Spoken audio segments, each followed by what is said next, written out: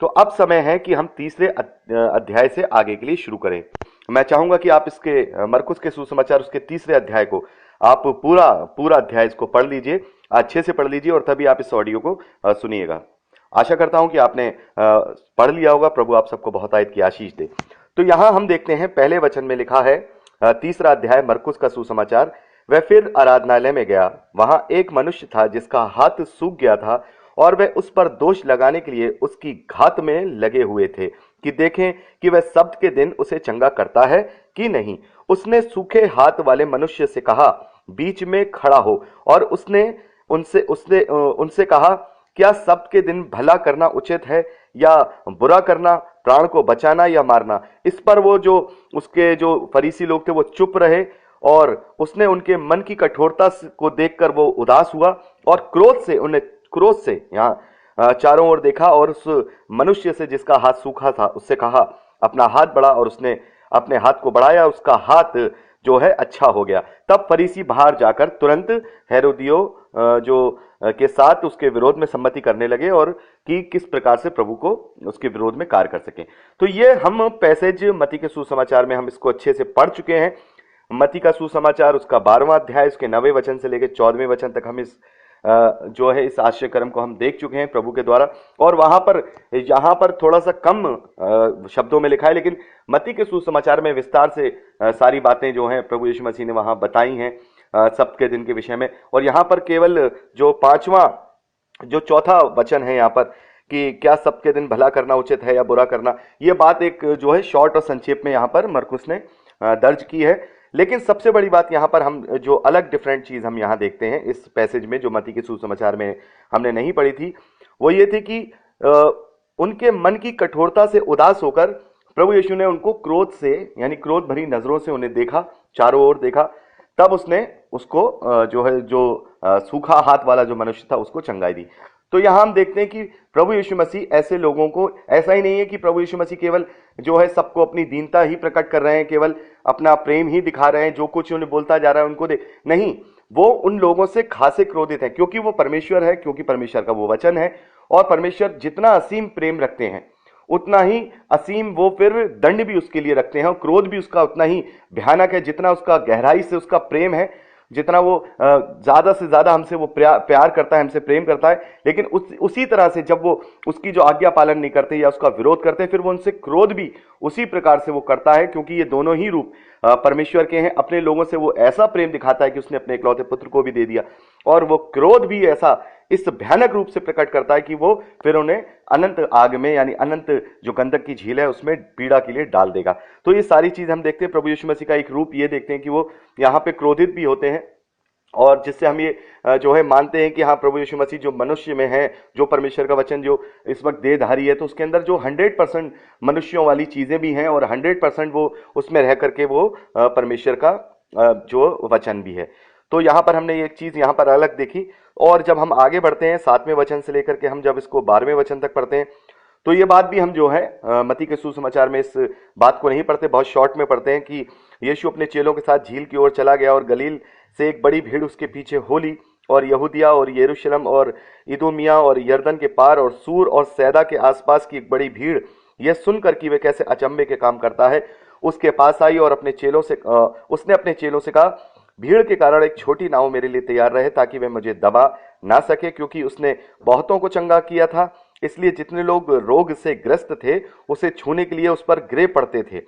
अशुद्ध आत्माएं भी जब उसे देखती थी तो उसके आगे आगे गिर पड़ती थी और चिल्लाकर कहती थी कि तू परमेश्वर का पुत्र है। और उसने इस बात के लिए बहुतों को चेताया भी था कि वो इस बात को और लोगों पर प्रकट न करें। तो इस बात को भी हम अच्छे से डिस्क्राइब पहले कर चुके हैं मत्ती के सुसमाचारों में, लेकिन यहां हम देखते हैं कि कितनी ख्याति प्रभु यीशु मसीह की यहां पर है कि लोग जो है दूर दूर से उसके पास आ रहे हैं, उसको छूना चाहते हैं उससे, क्योंकि वो चंगाइयां दे रहा है, वो दुष्ट आत्माएं उससे डर रही हैं, उन्हें वो कमांड दे रहा है, उन्हें वो उसके नाम से वो भाग रही हैं।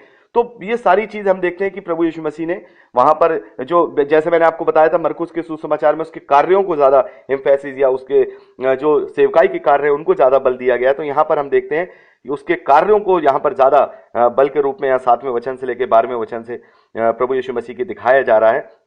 कि कैसे कैसे और कहाँ का उसने देखी बहुत ज्यादा विस्तार में इस चीज को यहाँ पर हम देखते हैं। यहूदिया, यरूशलेम, इदोमिया, यर्दन के पार, सूर और सैदा के आसपास, इन सब इलाकों में प्रभु यीशु मसीह की ख्याति जो थी, जो उसके कार्यों के द्वारा, उसकी सेवकाई के द्वारा बहुत आयत से फैल गई थी। और जब हम इसके आगे बढ़ते हैं, जब हम 13वें वचन से लेकर के 19वें वचन तक पढ़ते हैं, तो यहाँ पर जो 12 जो चेले हैं प्रभु यीशु मसीह के, उनको जो नियुक्ति होती है प्रभु यीशु मसीह करते हैं। और इस बात को भी हम मत्ती के सुसमाचार उसके 10वें अध्याय उसके पहले वचन से लेकर 4थे वचन तक पढ़ चुके हैं।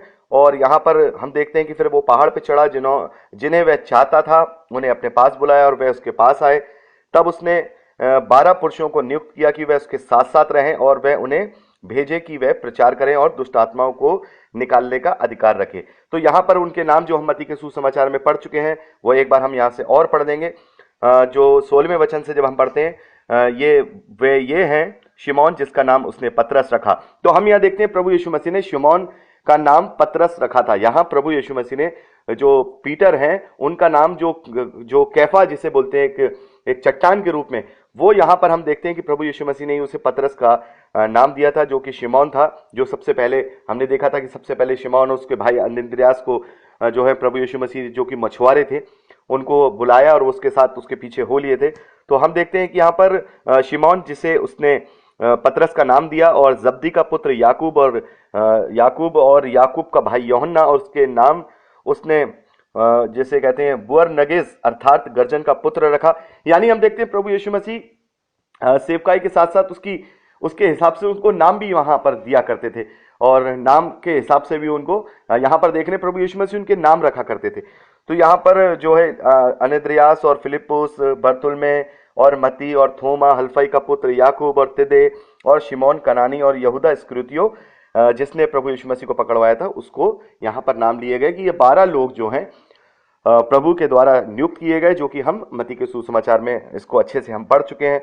और जो फिर इसके बाद जो 20वें वचन से लेकर के हम देखते हैं 20वें वचन तक, जो 30वें वचन तक देखते हैं, जो यीशु और बाल जबूल यानी शैतान की जो दुष्ट आत्माओं की जो सेना थी, जो सुअरों में पैठ कर गई थी, इस प्रकार की भी हम देखते हैं कि वहां पर जो है कहानी को हम मत्ती के सुसमाचार में ही 12वें अध्याय उसके 22वें वचन से लेके 32वें वचन तक उसको हम पढ़ चुके हैं। इसलिए हम इसे यहाँ डिस्क्राइब नहीं करेंगे, क्योंकि मत्ती के सुसमाचार में काफी चीजें हैं जो अच्छे से डिस्क्राइब की गई हैं और हमने की भी हैं। तो यहाँ पर हम देखते हैं कि जो पवित्र आत्मा के विरोध में जो बात कही गई, बहुत शॉर्ट में ये चीज यहाँ पे 30वें वचन तक जो है मरकुस के सुसमाचार में लिखी गई, क्योंकि यहाँ पर शिक्षाओं को मैंने जैसा आपको बताया कि कम लिया गया है।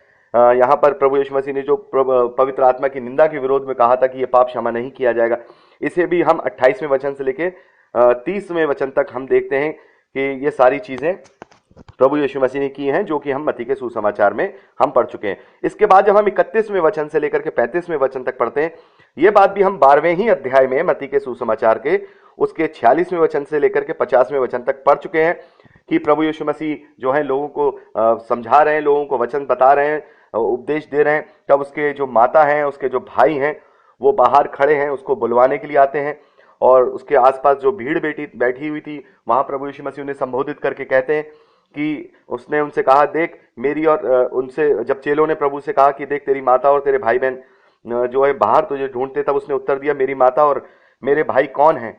और उन पर जो उसके आसपास बैठे थे, उसका वचन सुन रहे थे, दृष्टि करके कहा, देखो मेरी माता और मेरे भाई ये हैं, क्योंकि जो कोई परमेश्वर की इच्छा पर चले वही मेरा भाई और बहन और माता है। तो इस बात को भी हम बहुत अच्छे से डिस्क्राइब मत्ती के सुसमाचार में कर चुके हैं कि प्रभु ने उन लोगों को ज्यादा जो है अहमियत दी, अपने प्रेम को, अपने रिश्तों को, हर एक चीज उसने उन लोगों को ज्यादा जो अहमियत दी है, जो उसके आज्ञा पालनता में चलते हैं, जो उसकी ग्रहण योग्य बनने का प्रयास करते हैं, जो उसको अंगीकार करते हैं, जो उसको सुनते हैं। तो यहाँ पर हमने इस चीज को पूरा हमने मत्ती के सुसमाचार में पढ़ा हुआ था। तो इस तरीके से हम देखते हैं कि हमने ये तीसरे अध्याय को भी हमने मरकुस के सुसमाचार को जो भी हमने पढ़ा, इसकी ज्यादातर बल्कि 99% चीजें हम मत्ती के सुसमाचार में हम इसको जो है अध्ययन कर चुके हैं। और मैं चाहूंगा कि आप इसको चौथे अध्याय को भी पढ़ लीजिए, और चौथे अध्याय में भी बहुत सारी चीजें हैं जो ज्यादातर दृष्टांत है हम देखते हैं, जो मैंने आपको मत्ती के सुसमाचार में बताया, जो तो 13वां अध्याय था, वो 13वां अध्याय प्रभु यीशु मसीह के दृष्टांतों का था। बहुत सारे दृष्टांत वहां प्रभु यीशु मसीह ने दिए। बीज बोने वाले का दृष्टांत दिया और यह भी बताया कि दृष्टांतों का उद्देश्य क्या है। ये बात हम मत्ती में भी देख चुके हैं। बीज बोने वाले के दृष्टांत की व्याख्या और उसके बाद दीपक का जो दृष्टांत है वो भी बताया। उसने उगने वाले बीज का दृष्टांत, राई के दाने का दृष्टांत और आंधी को शांत करने का दृष्टांत, ये सारी चीजें हम देखते हैं। लेकिन यहां पर एक दृष्टांत हम देखते हैं जो कि दीपक का दृष्टांत है, वो हमने मत्ती के सुसमाचार में अध्ययन नहीं किया था। बाकी हमने चौथे अध्याय की, जो मरकुस में ये चौथा अध्याय है, इसकी सारी बातों को हमने मत्ती के सुसमाचार में अध्ययन किया था। तो मैं चाहूंगा कि आप इसको चौथे अध्याय को पूरा, जब इस क्लिपिंग को, जब नेक्स्ट क्लिपिंग जो मैं बनाने जा रहा हूं उसको पढ़कर ही उसको अगले आप सुने, क्योंकि यहां से तीसरा अध्याय हो गया है। और जब आप इसके अंदर 21वें वचन से लेकर के 25वें वचन को पढ़ेंगे तो उसको जरा आप अच्छे से पढ़िएगा, क्योंकि इसे हम अगली क्लिपिंग में डिस्क्राइब करेंगे। क्योंकि ये चीज हम मत्ती में हम पहले नहीं पढ़े हैं। जो दीपक का दृष्टांत है उसको हमने मत्ती के सुसमाचार में नहीं पढ़ा था। बाकी सारे दृष्टांतों को हमने जो है मत्ती के सुसमाचार में पढ़ा था, चाहे वो आंधी को शांत करना हो, और सारी चीजों को हमने अच्छे से डिस्क्राइब किया हुआ था। तो आगे की जो रिकॉर्डिंग है हम अगली क्लिपिंग में करेंगे, जिसमें हम चौथे अध्याय का जो इस बात का, जो दीपक का दृष्टांत है, उसको हम डिस्क्राइब करने की कोशिश करेंगे। प्रभु आप सबको बहुत आयत की आशीष दे। Praise the Lord. दोस्तों, यदि आपको ये प्रचार पसंद आया है तो प्लीज शेयर जरूर करिए। और अगर आप चाहते हैं कि हमारे और भी वीडियो देखना जो हमने अपलोड किए हैं और जो हम आगे अपलोड करेंगे, तो आप हमारे चैनल को सब्सक्राइब कर लीजिए और वहां बेल आइकन है उसे टच करिए, ताकि जब भी हम नया वीडियो डालें वो नोटिफिकेशन आप तक जरूर पहुंचे। तो दोस्तों, आज के लिए इतना ही। परमेश्वर आपको सुरक्षित रखे, आप आनंदित रहें, परमेश्वर में आशीष पाए और बढ़ते जाएं, यीशु के सामर्थी नाम में, आमीन। Praise the Lord. जय मसीह की।